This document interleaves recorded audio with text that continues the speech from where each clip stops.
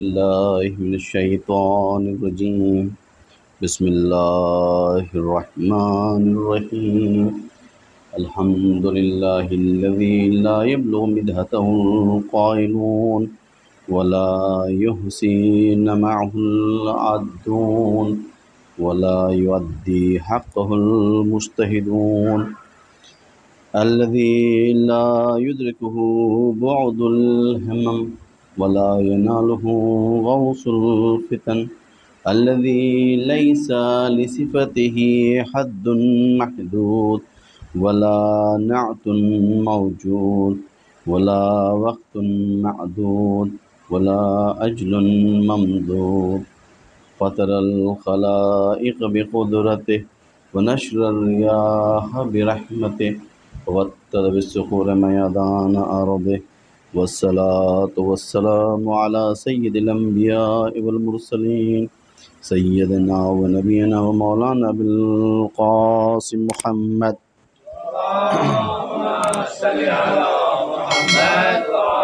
وآله الطيبين الطاهرين المعصومين المنتجبين ولعنة الله على أعدائهم أجمعين من الآن إلى قيام يوم الدين. أما بعد فقد قال الله تبارك وتعالى في كتابه المبين وهو أصدق الصادقين. بسم الله الرحمن الرحيم. يا أيها الذين آمنوا قوا أنفسكم وأهليكم نارا وقودها الناس والحجارة. صلوات بجے محمد والے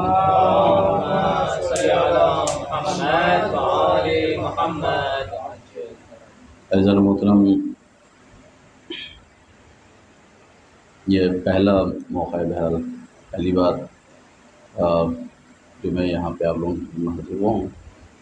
یعنی کلی طور پر بمبے میں پہلی بار ہی شاید معاشرے میں آیا تھا، اس کے بعد سے پھر ابھی واپسی پروگرام تھی. تو لیکن چونکہ مسلسل ادھر سفر رہا اور مختلف جگہوں پانی بدلتے رہے، آب و ہوا بدلتی رہی، نتیجہ یہ ہوا کہ بمبے پہنچے میں وائرل فیور میں مبتلا ہو گیا. تو اس لیے میں بہت ہی آرام کے ساتھ آپ سے گفتگو کروں گا. عام طور پر یہ ہوتا ہے میں جہاں بھی کہیں جاتا ہوں مجلس پڑھنے کے لیے تو وہاں کے حالات کے بارے میں، وہاں کس ٹاپک پر بات کی جا سکتی ہے، ایک کلی طور پر میں ایک انالیسس حاصل کرتا ہوں. بہرحال وہ تمام چیزیں تو میں حاصل نہیں کر سکا یہاں کے حوالے سے. اجمالاً جو گفتگو ہے تو میں بہرحال جو مجھے بتایا گیا کہ ایک کمیونٹی سینٹر ہے اور اس میں مختلف مذاہب، مختلف فرق اور مختلف مزاج کے لوگ رہتے ہیں، تو اس حوالے سے گفتگو ہو.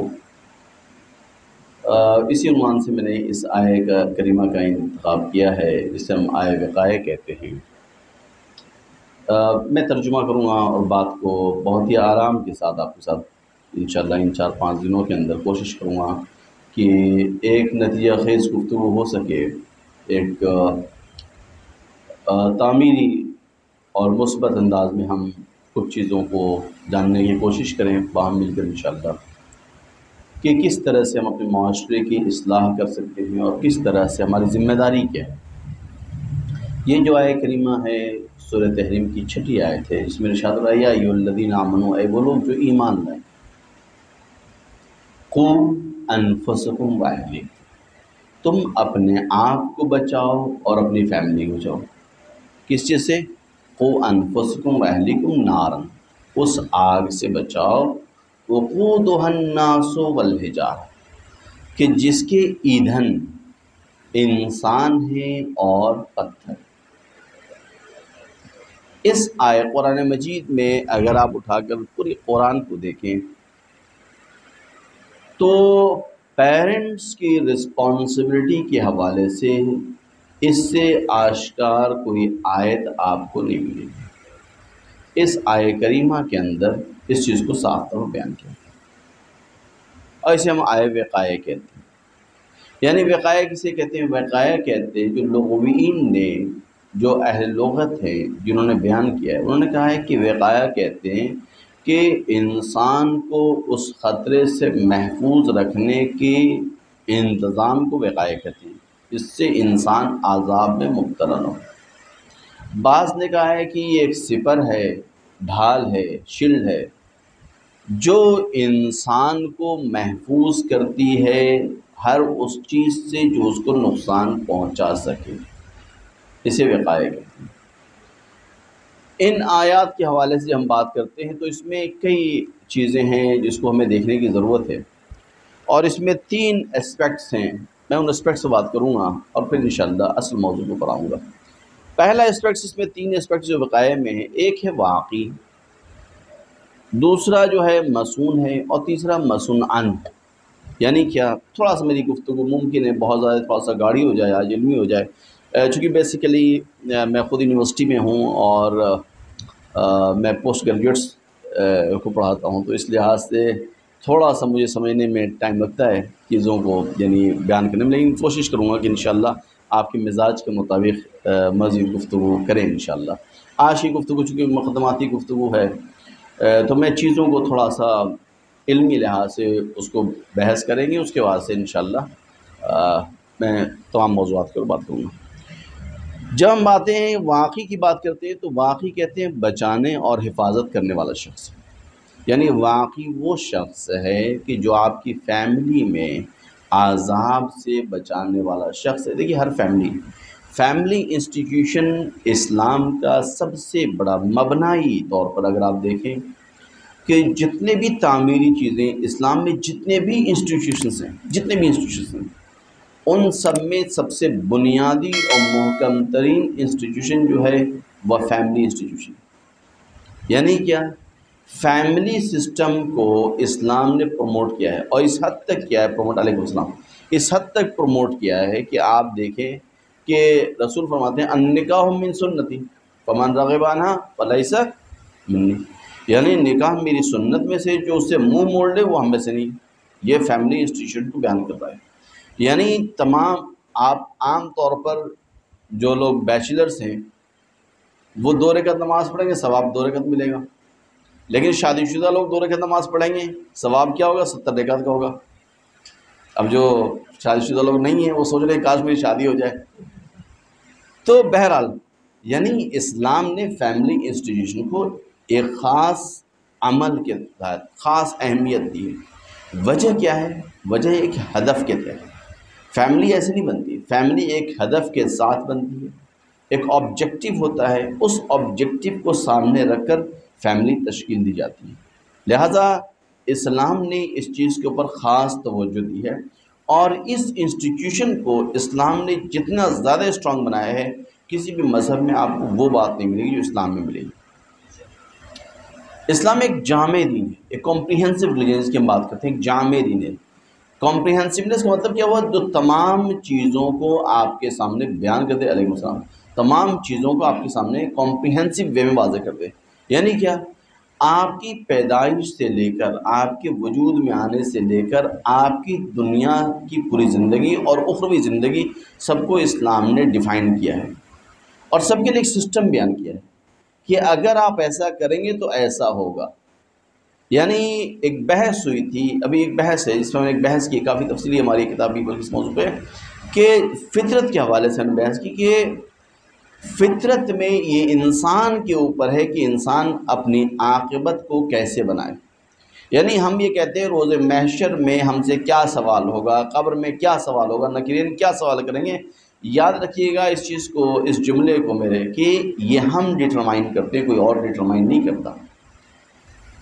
آپ جس طرح سے ایگزام دیتے ہیں تو جو سبجیکٹ آپ پڑھ کر جاتے ہیں، ایگزام اسی سبجیکٹ میں سے آتا ہے، اسی کتاب سے آئے گا، اس کے باہر سے نہیں آئے گا۔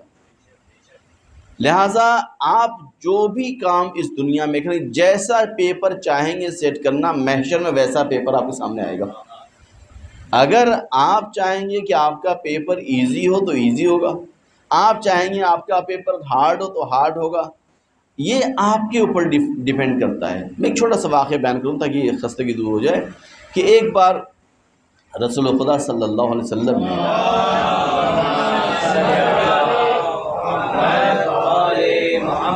جناب سلمان فارسی تھے اور ابو ذر غفاری تھے، دونوں کو 2 درہم دیا۔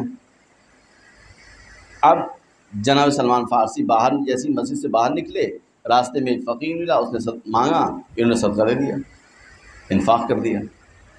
ابو ذر غفاری تھوڑا شوقین تھے، وہ بازار گئے، جا کے بازار سے سامان خریدا، انہوں نے بہت سارے سامان خریدے، اس وقت پکایا اور کھایا۔ اگلے دن جب آئیں تو رسول خدا نے ایک پتھر کو آگ میں رکھ دیا تھا۔ لوگوں نے سوال کیا تھا، یا رسول اللہ محشر میں سوال و جواب کیسے ہوگا؟ اب لوگوں کو بتانا تھا کیسے ہوگا، لہٰذا انہوں نے اس پتھر کو آگ میں رکھ دیا، پتھر لال سرخ ہو گیا۔ اب یہ دونوں حضرات جیسی تشریف لائیں تو انہوں نے کہا کہ سلمان چلو بتاؤ جو 2 درہم دیا تھا اس کا کیا کیا؟ سلمان نے ایک پیر رکھا، کہا صدقہ دیا، کیا کہ نکل گیا فوراً، کچھ ہوا ہی نہیں۔ ابو ذر غفاری سے کہا ابو ذر اب تم جواب دو۔ اب وہ پریشان، کہنے لگے یا رسول اللہ میں نے تو بہت سارے سامان خریدے، جا کے برائے ساری ڈیٹیل دوں گا تم تو جل جاؤں گا۔ اب وہ پریشان ہو کے رونے لگی۔ اصحاب نے کہا یا رسول اللہ یہ تو بہت سخت ہے، تو کہا یاد رکھو قیامت میں محشر میں سوالات اس طرح کے ہوں گے۔ ایک دوسرا واقعہ آپ کی خدمت عرض کر دوں کہ ایک بار رسول خدا جا رہے تھے، ایک بیابان سے گزر رہے تھے، اچانک اصحاب کو بھوک لگی، کھانے کا انتظام کرنا تھا، تو اصحاب نے کہا یا رسول اللہ کھانے کا کوئی انتظام نہیں ہے؟ تو رسول اللہ نے کہا کہ بھائی ایسا کرو یہاں سے حزم جمع کرو، جو لکڑیاں ہیں اس کو جمع کرو۔ لوگوں نے کہا یا رسول اللہ بیابان میں لکڑیاں کہاں سے؟ رسول خدا نے کہا کہ ایسا کرو جو تنکے وغیرہ نظر آئیں اس کو جمع کرو۔ اصحاب نے جمع کرنا شروع کیا، کچھ ہی دیر میں ایک پہاڑ کھڑا ہو گیا تنکوں کا۔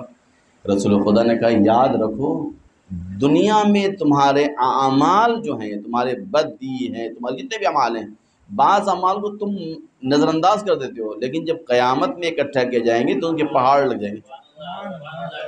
تو ان تمام چیزوں سے بچنے کے لیے اسلام نے ایک نظام دیا، ایک سسٹم دیا، اور فیملی سسٹم۔ فیملی سسٹم جو ہے اس کی اصل بنیاد جو یہ، لہٰذا اس کی رسپانسبلٹی کو ڈیفائن کیا، قوا انفسکم واہلیکم نارا وقودها الناس والحجارہ، تم اپنے آپ کو اپنی فیملی کو بچاؤ، کس سے؟ اس آگ سے بچاؤ کہ جس کے ایندھن انسان اور پتھر ہیں۔ اب یہاں میں نے عرض کیا کہ یہ آئے وقائع میں 3 اسپیکٹس ہیں۔ پہلا کون ہے؟ واقعی۔ واقعی وہ ہے کہ جو آگ سے بچائے گا، جو عذاب سے بچائے۔ دوسرا ہے مصون، یعنی جس چیز یا شخص کی حفاظت کی جائے۔ بھائی آپ کس کو بچا رہے ہیں؟ آپ جب مصون کون ہے؟ جس کو آپ بچا رہے ہیں وہ ہے مصون، یعنی اگر آپ اپنی اولاد کو جہنم کی آگ سے محفوظ رکھ رہے ہیں تو آپ کی رسپانسبلٹی آپ دیکھیں کیا ہے، مصون ہے، بچانا آپ کی ذمہ داری۔ تیسرا مصون ان ہے، جس چیز سے آپ محفوظ کریں گے۔ تھوڑا سا بات ہماری یہاں پہ بہت ہی علمی ہو گئی ہے، لیکن میں کوشش کروں کہ آسان ہو جائے وہ، کہ مصون ان یعنی ان چیزوں سے جس سے آپ اپنی فیملی کو بچائیں گے۔ کس سے بچانا ہے فیملی کو؟ عذاب سے۔ وقودها الناس والحجارہ، ایسی آگ سے جس کے ایندھن کون ہے؟ انسان ہے اور پتھر ہے۔ اس سے آپ کو اپنی اولاد کو محفوظ کرنا ہے، اپنے آپ کو بھی اور اپنے اہل و عیال سب کو محفوظ کرنا ہے، یہ آپ کی ذمہ داری ہے۔ اب یہاں پر واقعی کون ہوئے؟ واقعی والدین، واقعی والدین، یعنی والدین جو ہیں وہ کیا کریں گے؟ ان کی ذمہ داری ہے کہ عذاب سے اپنے آپ کو اور اپنی فیملی کو بچانا، اپنے آپ کو، خود کو بھی بچانا ہے اور فیملی کو بھی بچانا ہے۔ مصون ان کے بارے میں ہم جو مصون کی بات کریں گے تو خود حفاظت کرنے والا شخص اور اس گھر کے افراد ہو جائیں گے۔ مثلا مثال کے طور پر آپ کے گھر میں آپ کی بیوی ہیں، بچے ہیں، یہ سب مصون ہیں، یعنی اب ذمہ داری کیا ہے؟ سب کو پروٹیکٹ کرنا ہے، صرف اپنے آپ کو نہیں کرنا ہے، آپ کو خود کو بھی بچانا ہے، فیملی کو بھی بچانا ہے، بچوں کو بھی بچانا ہے، سب کو محفوظ کرنا ہے جہنم کی آگ سے۔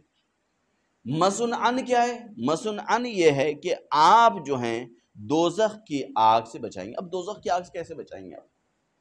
دیکھیں چیزیں ایسا نہیں ہے کہ آپ فوری طور پر دوزخ کی آگ سے بچا دیں گے، نہیں، دوزخ کی آگ تو بعد کی چیز ہے، یعنی وہ اسباب و علل، وہ عوامل کہ جو جہنم کی طرف انسان کو لے جاتے ہیں، آپ کو اس کے لیے ایک بیریئر ایجاد کرنا ہے تاکہ انسان اس طرف نہ جائے، جہنم کی طرف نہ جائے، یعنی اسباب فراہم نہ ہو۔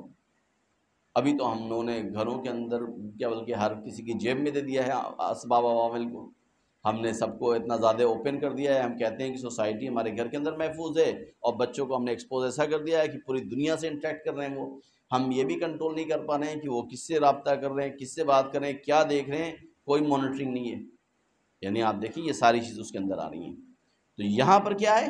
مسنن ہے کہ ہر وہ چیز کہ جو اسباب و عوامل فراہم کرتے ہیں جہنم میں جانے کے لیے، یعنی دوزخ کی آگ سے بچانے کا مفہوم کیا ہے کہ ان اسباب کو، وہ جو فیکٹرز ہیں جس سے جو جہنم کی طرف انسان لے جاتے ہیں، آپ اس سے محفوظ رکھیں اپنے بچوں کو. یہ آپ کی ذمہ داری ہے. یعنی یہاں پہ جو قرآن نے اس آیت کے حوالے سے بات کی. اب یہاں پر جو بات ہم کرتے ہیں تو ہم کہتے ہیں کہ انسان مستقیم جو ہے دوزخ کی آگ سے کسی کو آپ نہیں بچا سکتے. مستقیم طور پر دوزخ کی آگ سے آپ بچا نہیں سکتے کسی کو. تو کیا کریں گے آپ؟ وہ جتنے بھی عوامل ہو سکتے ہیں، مثلا آپ دیکھیں، فرض کر لیجیے آپ نے ایک پروگرام آرگنائز کیا، یہ مجلس آپ نے آرگنائز کی، اس کے لیے آپ نے بہت سارے اسباب و علل تہیہ کی. آپ نے مثلا جو خطیب ہیں اس سے رابطہ قائم کیا، آپ نے پہلے کمیونٹی کے اندر یہاں پہ میٹنگ کی، کمیونٹی میں آپ نے صلاح مشورہ کیا، صلاح مشورہ کرنے کے بعد سے آپ ایک نتیجے پہنچے بھائی ہمیں کس کو بلانا ہے. اس کے بعد سے آپ نے طے کیا کہ بھائی ہم کہاں پہ پروگرام کریں گے، پروگرام کس ٹائم کریں گے، کیا کیا چیزیں ہم فیسیلیٹیٹ کریں تاکہ لوگ آ سکیں، ہم کس ٹائم پہ شروع کریں. یہ ساری پلاننگ آپ نے کی. نتیجہ کیا ہوا؟ یہ ساری پلاننگ کے بعد سے آج آپ نے مجلس شروع کی. تو ایک سسٹم کے تحت آپ نے چیزوں کو شروع کیا. یہ اسباب ہیں. اسی طرح سے انسان کی زندگی میں جہنم فوراً نہیں ہے، وہ بعد کی چیز ہے، لیکن وہ اسباب، وہ عوامل، وہ فیکٹرز جو انسان کو اور اس کی فیملی کو جہنم کی طرف لے جا رہے ہیں، اس کو روکنا یہ آپ کی ذمہ داری ہے، اس سے بچانا. یہ ہے مسنن. اگر آپ چاہ رہے ہیں کہ ذمہ داری ادا کریں تو یہاں پہ یہ کام کرنا ہوگا. اب آپ دیکھیں کہ وہ کون کون سے عوامل ہیں جو انسان کو جہنم کی طرف لے جائیں گے. آپ کہیں کہ یہاں پر واجب. اب یہ ذمہ داری جو ہے، یہ ذمہ داری ایسا نہیں ہے کہ اسی طرح سے یعنی عادی ہے، یا آپ کہیں کہ بھائی یہ ذمہ داری جو ہے اس سے ہر کوئی انجام دے گا تو ہم مستحب واجب کو انجام دیں. نہیں، یہ قو کا صیغہ ہے. دیکھیں یہ امر کیا ہے، مستحب نہیں، یہ فعل. یہ کام جو ہے کیا ہے، قو امر ہے. قو انفسکم و اہلیکم، آپ اپنے آپ کو بچائیں اور اپنی فیملی کو بچائیں. اس کا مطلب کیا ہے؟ یعنی یہ جو رسپانسبلٹی، جس طرح سے نماز واجب ہے یہ بھی واجب ہے، روزہ واجب ہے یہ بھی واجب ہے، زکوٰۃ واجب ہے یہ بھی واجب ہے. لیکن وہ تمام وجوب جو ہیں وہ ایک محدود دائرے میں ہیں. یہ واجب وہ ہے جو نسل در نسل چل رہا ہے. یعنی آپ نے اپنے بچوں کی تربیت اچھی کی تو نسل در نسل اس کا اثر جائے گا. آگے آ جائیں تھوڑا سا آپ حضرات تاکہ جگہ ہو جائے.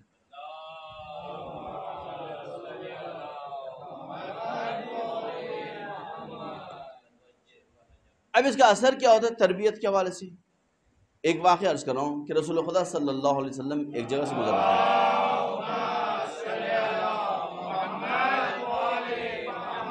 ایک جگہ سے گزر رہے تھے، ایک قبرستان سے. اچانک رسول خدا کے چہرے کا رنگ متغیر ہو گیا اور آپ نے کہا جتنا تیز ہو سکے یہاں سے نکلو. وہاں سب نکل گئے. اس کے بعد سے کچھ دیر کے بعد رسول خدا اسی قبرستان سے واپس لوٹے. جب لوٹے تو آپ کا چہرہ متوسم تھا، کھلا ہوا تھا، مسکرا رہے تھے. آپ نے کہا کچھ دیر رک جاؤ یہاں پہ، کچھ دیر یہاں پہ رک جاؤ. اصحاب کو تعجب ہوا کہ یا رسول اللہ، ابھی آپ کچھ دیر پہلے یہاں سے گئے تھے تو آپ نے کہا جلدی سے یہاں سے گزرو، اور ابھی آپ کہہ رہے ہیں کچھ دیر رک جاؤ اسی قبر پہ آ کے. تو آپ نے فرمایا کہ دیکھو کچھ دیر پہلے جب میں یہاں سے گزر رہا تھا تو اس قبر پہ شدید عذاب نازل ہو رہا تھا، لہٰذا میں نے کہا تیزی سے نکل جاؤ. لیکن ابھی اس قبر پر رحمت نازل ہو رہی ہے. کہا یا رسول اللہ رحمت کیسے نازل ہو رہی ہے؟ کہا اس کا ایک چھوٹا بچہ تھا جو مکتب، آج وہ پہلا دن ہے جو مکتب گیا ہے، اور معلم نے اس کو بسم اللہ الرحمن الرحیم بتایا. یہ بسم اللہ کہنے کا ثواب ہے کہ خدا نے عذاب ہٹا دیا اور ثواب نازل کر رہا ہے، رحمتیں نازل کر رہا ہے. یعنی آپ دیکھیں کہ اولاد کی تربیت میں ایک بسم اللہ کا نقش اس حد تک ہے کہ دنیا میں بچہ بسم اللہ کہہ رہا ہے، باپ کے اوپر سے عذاب ہٹ جا رہا ہے. لہٰذا یہاں پر اب باپ کی ذمہ داری ہے کہ بچوں کو محفوظ رکھے، بچوں کو بچائے ان چیزوں سے کہ جو دوزخ کی آگ کی طرف رہتی ہیں۔ اب یہاں پر جو مصنوعاً ہے وہ صرف یہ نہیں ہے کہ اخروی چیزیں ہیں، یہ واجبات کے لیے۔ آپ کہیں کہ بھائی تمام محرمات کو ترک کر دے انسان، واجبات کو انجام دے، جہنم سے محفوظ رہے گا، بے شک رہے گا، لیکن اس کے علاوہ بھی بہت ساری چیزیں ہیں جن کو دیکھنے کی ضرورت ہے، اس کے علاوہ بھی بہت ساری چیزیں جس کو مد نظر رکھنے کی ضرورت ہے۔ یعنی ہر وہ کام مصنوعاً سے مراد کیا ہے؟ ہر وہ کام چاہے دنیاوی ہو چاہے اخروی، غور کیجیے میری بات پہ، چاہے دنیاوی ہو چاہے اخروی، ہر وہ کام کرنا ہے جس سے آپ اپنے آپ کو اور اپنی فیملی کو جہنم کی آگ سے محفوظ رکھ سکیں۔ ہم پلاننگ کس چیز کی کرتے ہیں؟ نماز پڑھ لیا بچے نے، ختم۔ مجلس میں جا رہا ہے، کیا سیکھ رہا ہے، ختم۔ ہم یہ مانیٹر نہیں کرتے کہ بچہ مجلس میں جا رہا ہے تو باہر میدان میں کھڑا یا اندر آ کے سن بھی رہا ہے، میسج کیا وہ لے کے آ رہا ہے۔ سب سے اہم اور سب سے امپورٹنٹ چیز جو ہے وہ یہ کہ میسج کیا لے کے آ رہا ہے وہ گھر کے اندر۔ آیا وہ مجلس میں جا رہا ہے تبرکات سے مراد ہمارے صرف کھانے پینے کے لیے جا رہا ہے؟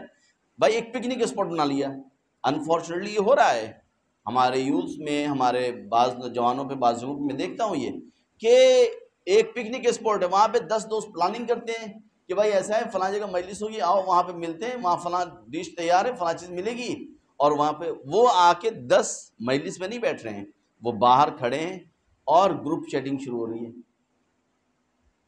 یہ بھی آپ کی ذمہ داری ہے کہ آپ کس حد تک اسے رسپانسبل بنا رہے ہیں، اس کی رسپانسبلٹی آپ پہ ہے تو آپ اسے رسپانسبل بھی بنائیں، یہ آپ کی ذمہ داری ہے۔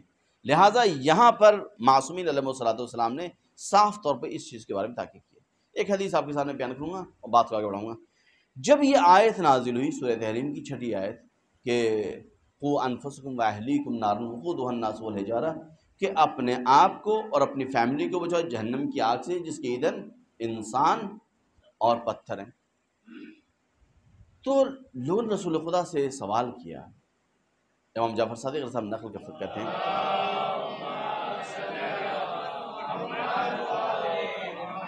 کہتے ہیں کہ لما نزلت هذه الآیہ، امام جعفر صادق صاحب فرماتے ہیں کہ جب یہ آیت نازل ہوئی، یا ایھا الذین آمنوا قوا انفسکم واہلیکم نارا، کہ وہ لوگ جو ایمان لائے تم اپنے آپ کو، اپنے بچوں کو، اپنی فیملی کو جہنم کی آگ سے محفوظ کرو، کہ قال الناس، تو لوگوں نے سوال کیا، یا رسول اللہ، اے رسول خدا، کیف نقی انفسنا واہلینا، ہم کیسے اپنے آپ کو اور اپنی فیملی کو محفوظ کر سکتے ہیں؟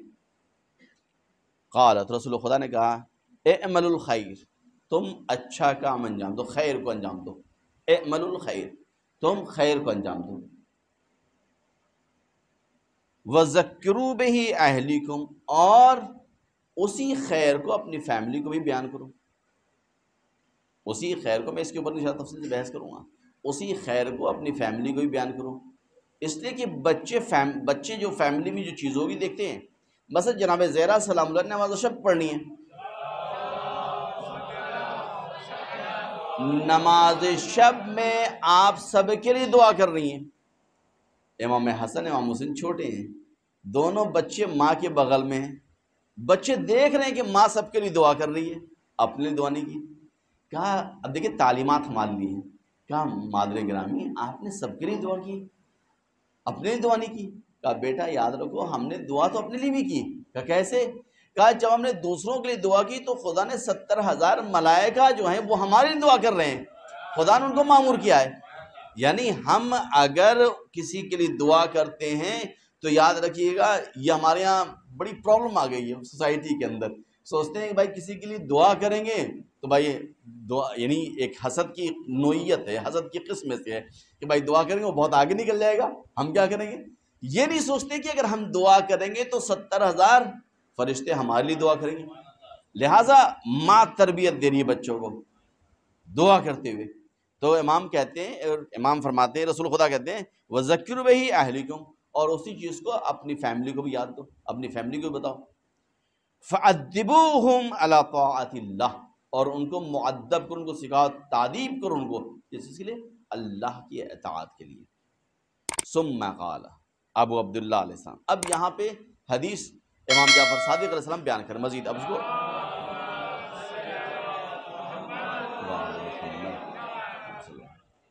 یہاں پر امام مزید اب بیان کر رہے ہیں. امام کہتے ہیں اب لوگوں سے، ابھی مثال دی امام نے، رسول کی حدیث کو بیان کیا. اب امام فرماتے ہیں قاسم قال ابو عبداللہ علیہ السلام الا ترى ان اللہ یقول للنبی، آیا تم نہیں دیکھتے کہ خدا اپنے نبی سے کیا کہہ رہا ہے؟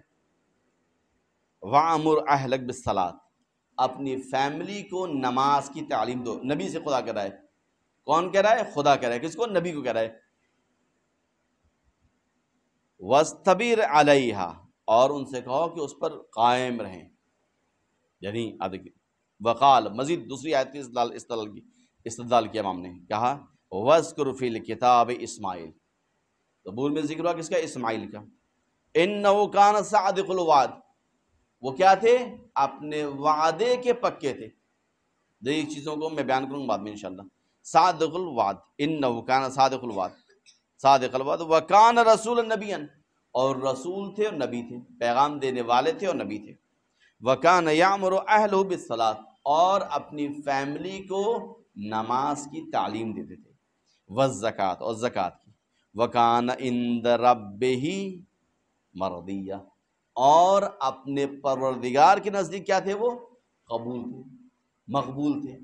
یعنی ان آیات کے ذریعے سے امام نے استدلال کیا کہ تمہاری ذمہ داری کیا ہے، تم فیملی کو کس طرح سے تعلیم دے سکتے ہو. قرآن نے اس کو بیان کیا. اب انہی چیزوں کو جو ہم آتے ہیں فیملی کے اندر لے کر آتے ہیں، فیملی کے اندر دیکھتے ہیں، تو ہماری ذمہ داری بڑھ گئی. میں نے شروع میں عرض کیا تھا چونکہ بعد میں آئے، تو پہلی چیز واقعی کی ذمہ داری بہت بڑی. اب واقعی کون ہے؟ گھر کا پرائم ممبر ہے، فرسٹ پرسن جو فیملی کا، جس کو ولایت جو گھر پہ رکھ رہا ہے. گھر پہ ولایت کون رکھتا ہے؟ شوہر، مرد، وہ ولایت رکھ رہے ہیں. اس کے بعد کون ہے؟ ماں. ماں اور باپ دونوں ولایت رکھ رہے ہیں بچوں کے اوپر. لہٰذا ماں اور باپ کے اوپر واجب ہے کہ بچوں کو جہنم کی آگ سے بچائے، خود بھی بچیں اور جہنم کی آگ سے بچیں. یہ ماں باپ پہ واجب ہے. اب یہ کس ایج میں شروع ہوگا؟ آیا یہ بچہ جب بڑا ہو جائے گا تب شروع ہوگا؟ یہ ذمہ داری کب شروع ہو رہی ہے؟ آپ غور کیجیے گا، ایک آیت کی اسی پہ بات کروں گا. یعنی آپ آیت کو غور کریں. شاید میری بات تھوڑا سا آج وہ چونکہ پوری بحث علمی ہوتی جا رہی ہے، لیکن میں کوشش کر رہا ہوں کہ آسان کروں اس کو، کہ وقودها الناس والحجارہ، جب آپ اس کو دیکھتے ہیں وقودها الناس والحجارہ، اس پارٹ کو دیکھتے ہیں آیت کے، تو یہاں سے یہ معلوم ہوتا ہے کہ یہ ذمہ داری اس وقت شروع ہوگی جب بچوں کی تربیت کی جا سکے. آپ ایک بات بتائیں، آپ بچوں کی تربیت کس ایج میں شروع کریں گے؟ امام کی زندگی ہمارے سامنے ہے. امام زین العابدین علیہ السلام کے پاس ایک شخص آتا ہے اور آنے کے بعد سے سوال کرتا ہے کہ مولا یہ بتائیے اپنے بچے کی تربیت ہم کب شروع کریں؟ امام نے اس کی طرف دیکھا، مسکرا کر کہا اپنی شادی سے 20 سال پہلے. کیا آپ لوگوں کے لیے بہت ضروری ہے؟ اپنی شادی سے 20 سال پہلے. اب تو کچھ سال شادی ہو جائے گی انشاءاللہ، تو 20 سال پہلے، یعنی اب سے شروع کر دیں 20 سال پہلے. کہا یار کیا امام سے کہا کہ مولا ابھی تو شادی نہیں ہوئی ہے 20 سال پہلے سے؟ کہا پہلے اپنے آپ کو تربیت کرو تاکہ تمہارے بچے تمہیں دیکھ کے ویسے بنے. یعنی تاریخ میں آپ پوری کی پوری تاریخ کو اٹھا کر دیکھ لیں، ائمہ معصومین کی تاریخ میں جو ہم کہتے ہیں تو ان کی سیرت میں رہا ہے کہ انہوں نے بچوں کی تربیت کی، اور تربیت کا اثر اس حد تک رہا ہے. آپ دیکھیں ماں باپ جب تربیت کرتے ہیں تو بچے کس کمال پہ جاتے ہیں. یعنی ماں باپ دونوں مل کے تربیت جب کرتے ہیں تو بچے اپنے زمانے کے وقت کے امام بن جاتے ہیں. یعنی ماں باپ نے مل کے ایسی تربیت کی کہ ایک بچہ حسن بنا تو ایک حسین بنا، 2 بیٹیاں ہوئیں تو ایک ثانیہ زہرا بنی تو ایک ام کلثوم بنی. یعنی آپ دیکھیں تاریخ میں ایسی فیملی کی تربیت آپ کو کہیں نہیں ملے گی. یعنی یہاں پر آ کر امام نے بتایا کہ دیکھو تربیت ہوتی کیا ہے. دیکھیں ہم اب تک ہوتا کیا ہے، ہم معصومین علیہ السلام کی زندگی کو لیتے ہیں، کہتے ہیں کہاں معصوم کہاں ہم. معصوم نے اس کا بھی جواب دے دیا، کہا تمہارے سامنے ہم عباس کی مثال بھی دے دیتے ہیں. جس کی تربیت میرا حسین کرے گا. تم یہ دیکھ لو کون ہے بھائی. نہیں بچوں کو دیکھنا ہے تو قاسم کو دیکھ لو کہ معرفت اس حد تک ہے کہ بچے جو موت سے ڈرتے ہیں، آپ کسی بچے سے کہیے کہ جاؤ فلاں جگہ گولی باری چل رہی ہے وہاں چلے جاؤ، بھاگ جائے گا کہ ہم کیوں جائیں. یہاں 13 سال کے بچے سے امام پوچھ رہے ہیں موت کیسی ہے تمہارے نزدیک، کہہ رہا ہے احلام النسل، شہد سے زیادہ شیرین. یعنی اس کا مطلب یہ ہے کہ معرفت اس کمال تک ہے، معلوم ہے کہ کون سی چیز ہمیں کہاں لے کر جا رہی گی، امام کی معرفت کہاں تک پہنچائے گی. تو تربیت کا اثر یہ ہوتا ہے کہ جیسی جیسی تربیت آپ کریں گے بچے ویسے آپ کے بنیں گے. اور یہ ہر فیملی کے لیے ہے. لہٰذا یہاں پر قرآن نے اس چیز کو بیان کر دیا کہ والدین کی پرائم رسپانسبلٹی کیا ہے، بچوں کی تربیت کرنا. آپ کس ایج میں کریں؟ تو ہم نے عرض کیا کہ امام نے کہا شادی سے 20 سال پہلے، شادی سے 20 سال پہلے، پہلے اپنی تربیت کرو اس کے بعد سے بچوں کرو. اب مزید دیکھیں یہاں پہ، اب بچے جو ہیں، چلیں 20 سال کا زمانہ گزر گیا ہم لوگوں کا، اب تو ہم لوگ کے پاس ٹائم نہیں، اب تو شادی ہو چکی، سب کے بچے بھی ہو گئے. اب ذمہ داری کب ہے؟ اس وقت ہے کہ جب بچے چھوٹے ہوں. بچے جو آپ کریں گے وہ آپ کو دیکھ کے وہی کام کریں گے. اگر آپ نے اپنی زندگی کے اندر ڈسپلن ایجاد کیا ہے تو آپ کے بچے ڈسپلن بنیں گے، اس ڈسپلن کو مینٹین کریں گے. اگر مثال کے طور پر چھوٹی سی دیکھ لیں، آپ اپنے سونے اور جاگنے کا ٹائم مشخص کر لیں، آپ کے بچے اسی ٹائم سوئیں گے اسی ٹائم جاگیں گے. آپ نماز پڑھنے جا رہے ہیں، آپ کے بچے دیکھ کے فالو کریں گے. یاد رکھیے بچے وہی کرتے ہیں جو ماں باپ کرتے ہیں، اور چائلڈہڈ میموری جو ہے وہ ہمیشہ باقی رہتی ہے. یعنی اگر سائیکالوجی کے اعتبار سے دیکھیں آپ تو فیکلٹی میں مثلا آپ کے سب کانشیس، ان کانشیس اور کانشیس، یعنی کانشیس، سب کانشیس، ان کانشیس. ہماری مثال کے طور پر آج کی گفتگو کل جب ہم آئے گی یہاں پہ تو یہ بات آپ کے سب کانشیس میں چلی جائے گی، اس کے بعد سے کچھ عرصے کے بعد سے ان کانشیس سائڈ میں چلی جائے گی. نتیجہ کیا ہوگا؟ کبھی ممکن ہے آپ خواب میں ایک چیز دیکھیں، وہ چیز ہے جو آپ نے کافی پہلے آپ کے ان کانشیس مائنڈ میں چلی گئی. یہ سب کانشیس چیز ریکال کر رہے ہیں. اگر جب آپ ریکال کرتے ہیں آج کی چیز کو، اسی لیے امام کیا کہتے ہیں؟ امام ہر چیز کی تاکید کرتے ہیں. مثلا رسول کہتے ہیں قید العلم بالکتابہ، یادداشت کر کے لکھ کر چیزوں کو قید کر لو. کیوں؟ تاکہ تمہارے کانشیس مائنڈ میں ہمیشہ رہے. معصومین کیا کہتے ہیں؟ کہتے ہیں کہ تم تمام چیزوں کو بھائی قرآن کا پڑھنا ڈیلی واجب کیوں ہے؟ قرآن کا ڈیلی پڑھنا واجب کیوں ہے؟ تاکہ آپ کے کانشیس میں رہے قرآن، آپ کی زندگی کا حصہ بن جائے قرآن. معصومین کا تذکرہ آپ کب کریں گے؟ معصوم کی ایک حدیث میں نے بہرحال ایک جگہ عرض کیا تھا، یہاں میں اس کو بات کو نقل کر رہا ہوں کہ معصوم کی حدیث ہے کہ ہماری معرفت حاصل کرنا ہو تو قرآن سے حاصل کرو. امام محمد باقر صاحب فرماتے ہیں کہ اگر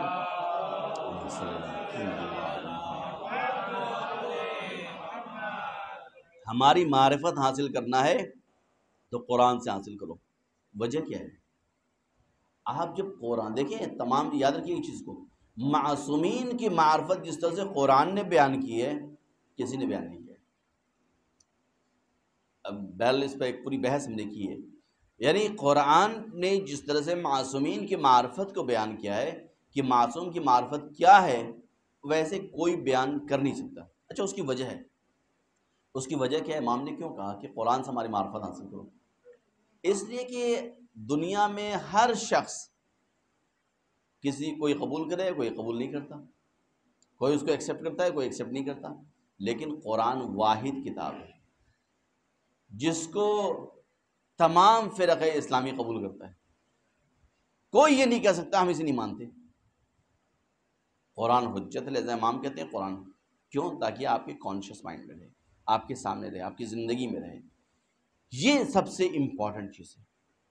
لہٰذا تمام وہ چیزیں معصومین علیہ الصلوۃ والسلام جس چیز کی تاکید کرتے ہیں وہ اس چیز کی تاکید کرتے ہیں کہ آپ کی ذمہ داری کیا ہے.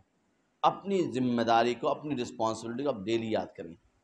کلکم مسئول، آپ سب ذمہ دار ہیں، سب کے سب ذمہ دار ہیں.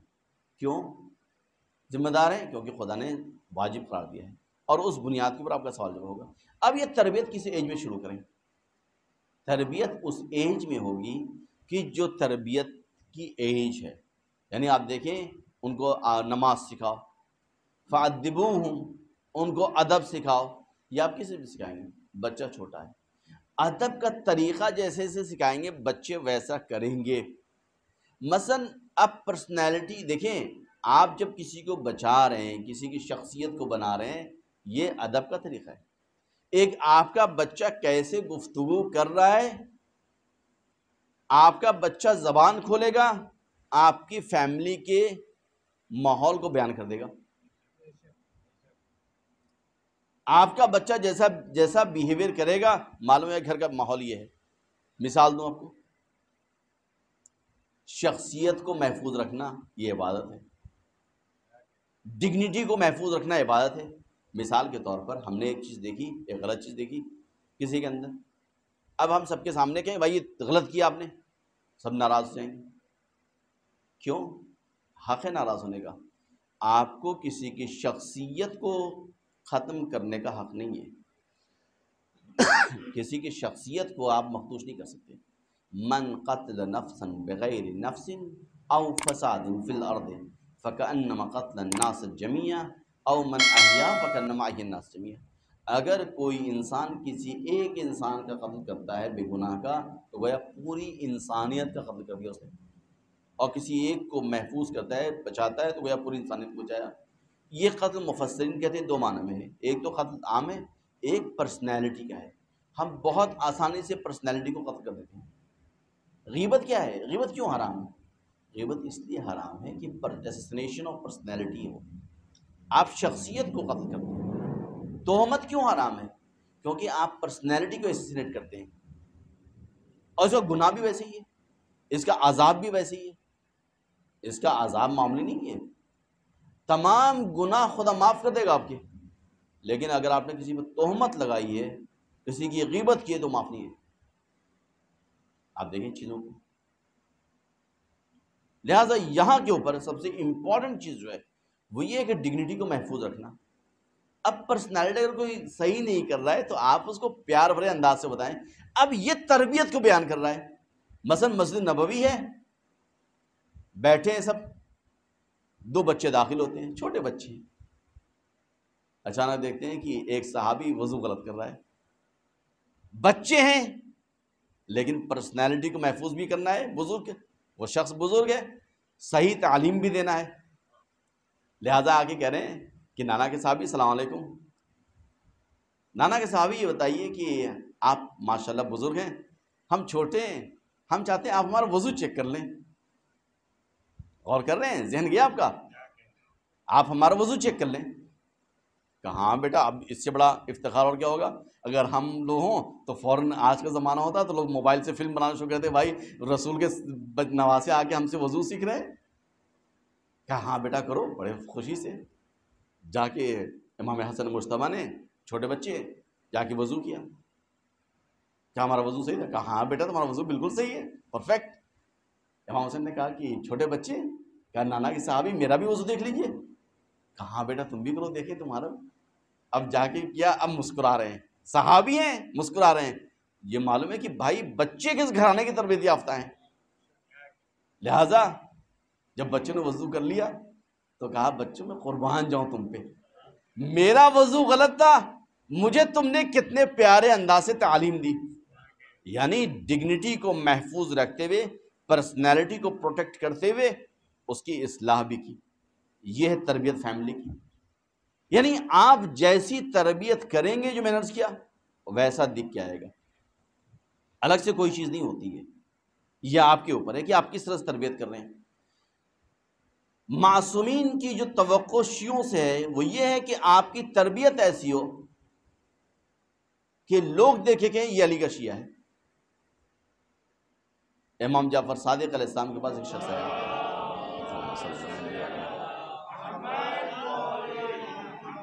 آ کے اس نے کہا کہ مولا آپ کے فلاں صحابی کا انتقال ہو گیا تھا. کہا امام نے کہا خدا مغفرت کرے اس کی. کہا مولا لیکن عجیب و غریب بات دیکھی ہم نے. کہا کیا دیکھا؟ کہا مولا جب غسل کرنے کے لیے ہم اسے غسل دے رہے تھے اور اس کی لاش کو پلٹانا چاہ رہے تھے تو اس کی لاش خود بخود پلٹ رہی تھی، ہمیں ہاتھ نہیں لگانا پڑ رہا تھا. امام نے کہا ایسے ہوتے ہیں ہمارے شیعہ، ایسے ہوتے ہیں اور تبھی امام نے کہا ہمارے لیے زینت کے باعث بنو، ذلت کے باعث نہ بنو۔ یعنی کیا؟ آپ کو دور سے دیکھ کر آپ رول ماڈل بن جائیں۔ ایک شیعہ یعنی رول ماڈل۔ شہید ثانی، یہ میں جملہ کہہ رہا ہوں، میں اپنی طرف سے نہیں کہہ رہا ہوں، ایک سلوات دو جی محمد والوں پہ۔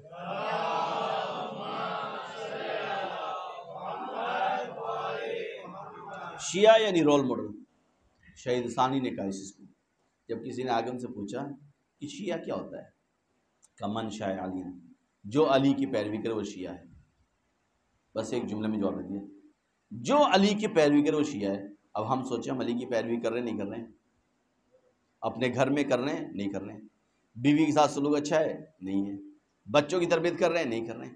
ہم نے میٹرلسٹک ورلڈ میں آ کر اپنے آپ کو اتنا مادی پرست بنا دیا ہے کہ ہم اپنے پرائم آبجیکٹیو کو بھول چکے ہیں۔ جو ہمارا پرائم آبجیکٹیو کیا ہے؟ اچھی تربیت کرنا۔ لہٰذا بچوں کی تربیت آپ اس وقت سے کریں گے جب بچے بالغ نہ ہوں، یعنی حد بلوغ سے پہنچنے سے پہلے بچوں کی تربیت ضروری ہے۔ اب آپ یہ سوچیں کہ آپ کتنی تربیت کریں، ہم کتنی تربیت کریں، بچوں کو ٹائم کتنا دیتے ہیں؟ ہم اپنی زندگی کا بہترین ٹائم کس میں دیتے ہیں؟ ہم اپنی کریٹیوٹی کو کچھ پیسوں کے عوض میں دے دیتے ہیں، بیچ دیتے ہیں۔ آپ جاب جو ہم کرتے ہیں تو جاب یہ نہیں ہے کہ آپ جاب کر رہے ہیں یعنی کوئی کام نہیں، آپ اپنی کریٹیوٹی کو کچھ پیسوں کے مقابلے میں دے رہے ہیں۔ آپ کی کریٹیوٹی ہے یہ۔ جو بھی انسان جاب کرتا ہے وہ اس فیلڈ میں اسکلڈ ہے، ایسا نہیں کوئی ان اسکلڈ بندہ ہو وہ جاب کر نہیں، اسکلڈ جو ہوگا وہی جاب کر پائے گا کسی بھی فیلڈ میں۔ تو آپ اپنی کریٹیوٹی کو، اپنی انرجی کو آپ کچھ گھنٹوں کے لیے دے رہے ہیں، کس چیز کے لیے؟ تاکہ ظاہری آسائش فراہم کر سکے فیملی کو، جو واجب ہے، اس میں کوئی دور ہے۔ میں اس کے اوپر انشاءاللہ گفتگو کروں گا کہ جاب اسلام نے پروموٹ کس چیز کو کیا ہے، جاب کو کیا ہے، بزنس کو کیا ہے۔ اسلام جاب کو پروموٹ نہیں کرتا، اسلام بزنس کو پروموٹ کرتا ہے۔ التجارت تزید فی العقل، تجارت آپ کے مائنڈ کو شارپ بناتی ہے، آپ کے ذہن کو تیز کرتی ہے۔ ہمارے یہاں انفارچونیٹلی کیا ہو گیا، ہم نے اس میں پراؤڈ سمجھ لیا کہ وائٹ کالر جاب کریں گے۔ یاد رکھیے گا، جو قوم کسی پہ ڈیپینڈ ہوتی ہے وہ کبھی آگے نہیں بڑھتی ہے۔ جو قوم جب کسی پہ ڈیپینڈ ہوتی ہے تو آگے نہیں بڑھتی ہے۔ جو قوم دوسروں کو اپنے پہ ڈیپینڈ کر لیتی ہے وہ قوم آگے بڑھتی ہے۔ یعنی کیا؟ یعنی آپ ایسے بنے کہ آپ اکیلے نہیں، 10 کو آپ دے کر کھائیں۔ یہ کب پاسبل ہے؟ یہ تب پاسبل ہے کہ جب آپ ایک ایسا ذریعہ نکالیں۔ یہ گلاس ہے، ہم کہتے ہیں خدایا میں رزق دے، ہم کہیں کہ مثلا میں یہاں بیٹھ کے کہوں کہ خدایا مجھے 200 لیٹر پانی دے دے، 2000 لیٹر پانی دے دے، میں ایک چھوٹی مثال دے رہا ہوں۔ یا میں آپ سے کہوں کہ میں 2000 لیٹر پانی آپ مجھے دے دیجیے، آپ کہیں مولانا کیسی بات آپ کر رہے ہیں، کہاں پانی لیں گے آپ؟ ایک چھوٹا سا گلاس ہے، اس میں کہاں آئے گا، اس میں 1 لیٹر بھی نہیں آئے گا۔ غور کریں میری بات پہ آپ، اس میں 1 لیٹر بھی نہیں آئے گا۔ آپ پہلے زمینہ تو فراہم کریں، پہلے جا کے 2000 ٹنکی لے کر آئیں، 2000 لیٹر کی ٹنکی لے کر آئیں تاکہ ہم پانی دے سکیں۔ ہم نے جاب کر کے اپنی انکم کو محدود کیا ہوا ہے۔ بھائی اب وہ کیا ملے گا؟ آپ جاب جو کر رہے ہیں سیلری ہی ملے گی نا، اب اسے برکت کہاں سے آئے گی؟ آپ نے تو محدود کیا ہوا ہے۔ لیکن اگر فرض کر لیں بزنس آپ کر رہے ہیں، تجارت کر رہے ہیں، تو اس میں زمینہ آپ نے کھلا ہوا ہے، فراہم کیا ہوا ہے۔ مثال کے طور پر آپ کی دکان پہ 1,00,000 کا سامان ہے، ایک دن میں سارے گراہک آ کے خرید لے رہے ہیں، زمینہ فراہم ہے، سب نے خرید لیا۔ لیکن جاب آپ کی سیلری اگر 10,000 ہے فرض کر لیں، تو آپ 1,00,000 نہیں مل سکتا، آپ کو ملے گا 10,000 ملے گا، بہت زیادہ ہوگا تو ایک بونس مل جائے گا۔ تو اسلام چیزوں کو اس اعتبار سے دیکھتا ہے، یعنی ہم کس طرح سے چیزوں کو پھیلاتے ہیں۔ اور میری بات کو غور کیجیے گا، یہ ہم پہ ڈیپینڈ کرتا ہے، ہم چینج کرتے ہیں چیزوں کو۔ خدا نے ہمیں قوت دی ہے، طاقت دی ہے۔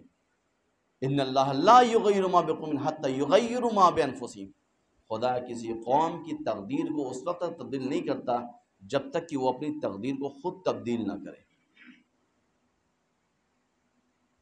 عزیزان محترم، بچوں کی تربیت کے حوالے سے یہ بہت امپورٹنٹ ہے کہ آپ بچوں کی تربیت اس ایج میں کریں کہ جب بلوغ کی حد میں نہ پہنچے ہوں۔ اور اس کی تربیت کا بہرحال اسباب و علل ہیں، کس طرح سے آپ تربیت کریں گے، کس طرح سے بچوں کو آگے بڑھائیں. بچوں کو ایک فیوچر دینا ہے آپ کو. کیسا فیوچر دینا ہے آپ خود بیٹھ کے سوچیے. آج میری مجلس ختم ہو جائے، اب ختم ہونے والی ہے، آپ بیٹھ کے سوچیں 5 منٹ جا کے گھروں پہ اپنے اپنے کہ اپنے بچوں کے لیے آپ نے فیوچر کیا پرووائڈ کیا ہے، ان کو کون سا ویژن دیا ہے آپ نے کہ جس کے اوپر آپ کے بچے آگے بڑھیں. آیا کبھی ایسا ہوا ہے کہ آپ بچوں کے پاس بیٹھے ہوں، ان کے ساتھ بیٹھے ہوں، آپ نے طے کیا ہو کہ ہم اس ویژن کے تحت یہ کام کریں؟ کبھی بیٹھ کے آپ نے طے کیا ہو کہ بھائی ہم 5 سال بعد یہ ٹارگٹ، 10 سال بعد یہ ٹارگٹ، ہمیں یا 10 سال کے اندر یہاں پہنچنا ہے؟ کبھی آپ نے یہ سوچا ہے کہ آپ کا بچہ اگر 5 سال کا ہے، 4 سال کا ہے، 3 سال کا ہے، 10 سال بعد کہاں پہنچے؟ وہ نہیں کرتے. یہ وہ چیز ہے جو ہم سنت سے ہٹ کر غلط، یعنی چیزیں جو ٹریڈیشن میں آ گئی ہیں. معصومین کی سیرت جو رہی ہے وہ بہت کلیئر رہی ہے. معصومین نے دیکھیں آپ، انہوں نے ایک ویژن رکھا تھا، اس ویژن کے مطابق بچوں کی تربیت بھی کی. معصومین نے بچوں کی تربیت اسی اعتبار سے کی. ویژن، آپ ویژن پرووائڈ کریں، کیا ویژن دے رہے ہیں، یہ سب سے امپورٹنٹ ہے. لیکن ویژن کب دیں گے آپ؟ جب آپ کا خود کا ویژن ہو، آپ کی خود کا ایک آؤٹ لک ہو، آپ سمجھ سکیں چیزوں کو، انالائز کر سکیں. لہٰذا قرآن نے یہاں پر آپ کی ذمہ داری کو مشخص کر دیا. قُوا أَنفُسَكُمْ وَأَهْلِيكُمْ نَارًا، اپنے آپ کو بچائیں اور اپنی فیملی کو بچائیں آگ سے. وَقُودُهَا النَّاسُ وَالْحِجَارَةُ، کس آگ سے؟ جس کے ادھر انسان اور پتھر ہوتے ہیں. بس میں ختم کر رہا ہوں، چونکہ انشاءاللہ کل میں گفتگو مزید کروں گا اس موضوع کے اوپر. تربیت ایسی ہوتی ہے کہ بچے، میں نے جو کہا کہ بچے جب منہ کھولتے ہیں تو گھر کا ماحول معلوم ہو جاتا ہے. بچوں کا ایکشن آپ کی تربیت کو بیان کرتا ہے. یاد رکھیے گا کہ کربلا کی میں بچوں نے جو رول ادا کیا ہے بڑوں سے کہیں کم نہیں تھا. جو رول بڑوں نے ادا کیا ہے وہی بچوں نے ادا کیا ہے. میں مصاحب کو بس 2 جملے بیان کروں گا، بس بات ختم کروں گا. بچوں نے، آپ نے بہت سارے بچوں کے مصاحب سنے ہوئے، بہت ساری چیز دیکھی ہوئی، لیکن بچوں نے جو مصاحب اور جس چیز کو بیان کیا ہے وہ آپ سوچ بھی نہیں سکتے. دیکھیں، ایک انسان کے لیے آپ حضرات اپنے آپ کو اس دور میں رکھیں، اپنے آپ کو سوچیں. ہمارے گھر میں خدا نخواستہ کبھی کسی کوئی حادثہ ہوتا ہے تو ہم اپنے ہوش آواز کھو دیتے ہیں. غور کیجیے کہ میری بات پہ، اپنے ہوش آواز کھو دیتے ہیں.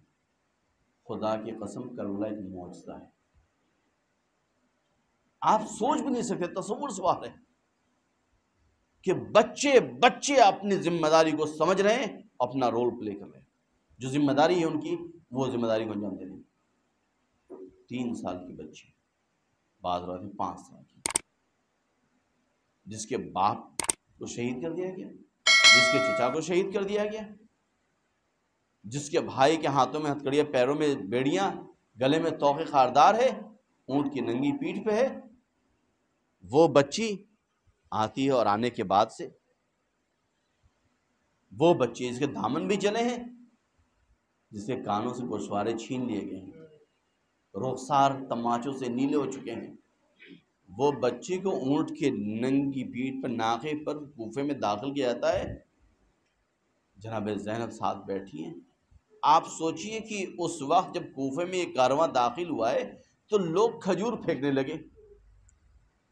بچی نے کہا، اے اہل کوفہ والوں، تمہیں معلوم نہیں ہم اہل بیت کے گھرانے کے ہیں، ہم پر صدقہ حرام ہے. اللہ اکبر. یہ تربیت. اسی کوفہ میں ایک گھر ہے جو ام حبیبہ کا گھر، جہاں پر کچھ عورتیں بیٹھی ہوئی ہیں اور باتیں ہو رہی ہیں. اچانک جب ڈھول اور نگاڑے کی آواز سنائی دی تو کہا، ام حبیبہ تمہیں معلوم ہے ایک اسیروں کا کارواں آ رہا ہے، چلو تماشا دیکھنے چلو گی؟ ام حبیبہ جب سنا تو کانپ گئی. انہوں نے کہا، میری شہزادی زینب نے، میں مدینہ گئی تھی ایک بار، میں شہزادی زینب سے ملی تھی، میری شہزادی نے کہا تھا ام حبیبہ جہاں جانا چاہو جانا، لیکن کبھی اسیروں کا کارواں مت دیکھنا، کبھی مظلوموں کا کارواں نہ دیکھنا، لہٰذا میں نہیں جاؤں گی.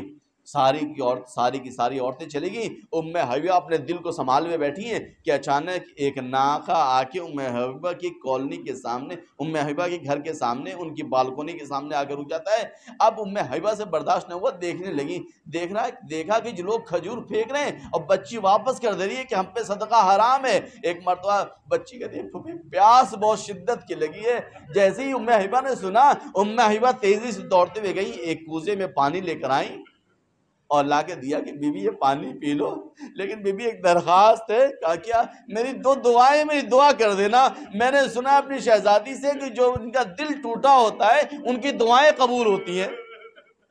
جناب زینب نے سنا تو کہا سکینہ بیٹا پہلے دعا کر دو اس کے لیے، اس کے بعد پانی پینا۔ کہا بی بی بتاؤ تمہاری دعا کیا ہے؟ کہا پہلی دعا کر دو کہ جیسے تم بچے یتیم ہوئے ہو ایسے میرے بچے یتیم نہ ہو۔ مجھے نہیں معلوم سکینہ کے دل پر کیا گزری ہوگی۔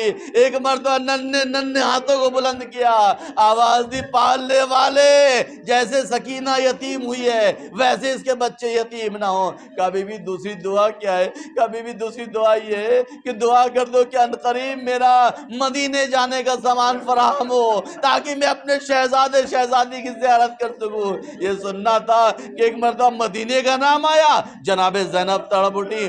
کہا یہ بتاؤ بی بی تمہاری شہزادی کا نام کیا ہے؟ کہے بی بی خبردار میں اپنی شہزادی کا نام بازار میں نہیں لے سکتی۔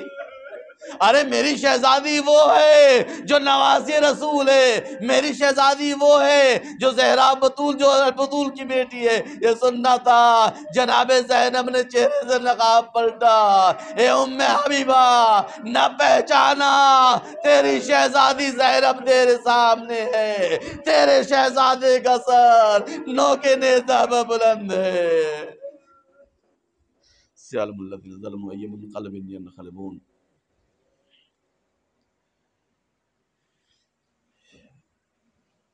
الہی بحق محمد وانت المحمود بحق وانت علی بحق فاطمہ وانت فاطمہ سمت بحق الحسن وانت المحسن بحق الحسین وانت قدم حسن و بحق قصت ایمت المعصومین من ذریت حسین علیہ السلام۔ پالنے والے محمد والا محمد کا واسطہ ہماری اس بات کو قبول فرما۔ پالنے والے محمد والا محمد کا واسطہ ہمیں توفیق نہ فرما کہ ہم اپنے بچوں کی اچھی تربیت کر سکیں۔ پالنے والے محمد والے محمد کا واسطہ ہمیں توفیق نہ فرما کہ ہم اپنے بچوں کو، اپنی فیملی کو، سبھی کو جہنم کی آگ سے محفوظ رکھ سکیں۔ پالنے والے محمد والے محمد کا واسطہ ہمیں شیعان حیدر قرار بننے کی توفیق نہ فرما۔ پالنے والے محمد والے محمد کا واسطہ وہ لوگ جو اسلام کی خدمت کریں جہاں کے بھی جس بھی لباس میں ہوں انہیں اپنے حفظ و امان میں رکھیں۔ وہ لوگ جو اسلام کے دشمن ہوں جہاں کے بھی جس بھی لباس میں ہوں اگر وہ قابل ہدایت ان کی ہدایت کر انہوں نے سے نابود کر۔ پالنے والے محمد والے محمد کا واسطہ تمام علماء اعظام راج اعظام کو اپنے حفظ و امان میں رکھیں۔ پالنے والے محمد والے محمد کا واسطہ جو بے روزگار انہیں روزگار عطا فرما، جو مقروض ان کے قرض کو جلد از جلد ادا کریں، جو بے اولاد انہیں صاحب اولاد بنا، جو بے گھر انہیں گھر عطا فرما۔ پالنے والے محمد والے محمد کا واسطہ ہماری تمام دعاؤں کی ایک دعا ہے امام زمانہ کے ظہور میں تعجیل فرما اور ہمیں ان کے انصار و کرم فرما۔ انک تقول